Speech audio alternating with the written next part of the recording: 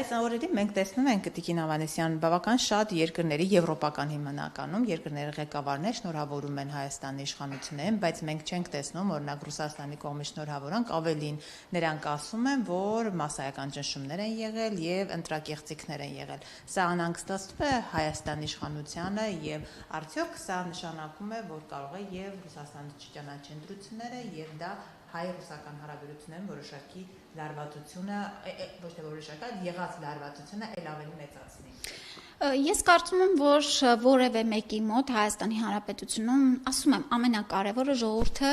ընդունել է ընտրությունների արդյունքները որպես ազատ, արդար, թափանցիկ ընտրություններ եւ Հայաստանի ընտրությունների ամենակարևոր շահառուն Հայաստանի ժողովուրդն է եւ ժողովուրդը ընդունել է։ Ես վստահ եմ, որ շնորհավորանքները դեռ շարունակվելու են եւ մենք նաեւ կլսենք մեր սիրելի հարգելի գործընկերների կողմից շնորհավորանքներ։ Դեռ պաշտոնական նաեւ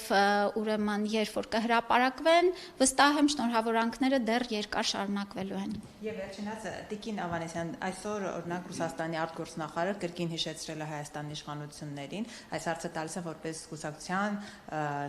ներկայացուցիչ, նաեւ քաղաքական պաշտոնյա,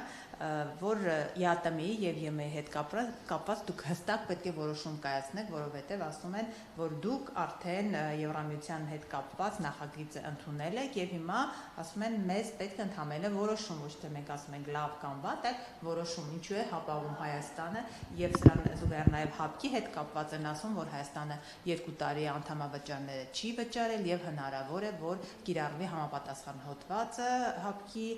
ձայնի իրավունքի զրկելու, պաշտոններ չնշանակելու հետ կապված, այս ամբողջը եթե համադրում ենք, ինչպիսին է իշխանության պատասխանը։ Վարչապետը հստակ պատասխանել է եւ ընտրությունների հունիսի 7-ի գիշերը եւս մեկ անգամ ընդգծեց պատասխանը, որը կրկնելու կարիքը չեմ զգում եւ այսքանը բան չունեմ ավելացնելու։ Վարչապետը եւ արտաքին գործերի նախարարը այս մասով հստակ ներկայացրել են Հայաստանի Հանրապետության դիրքորոշումը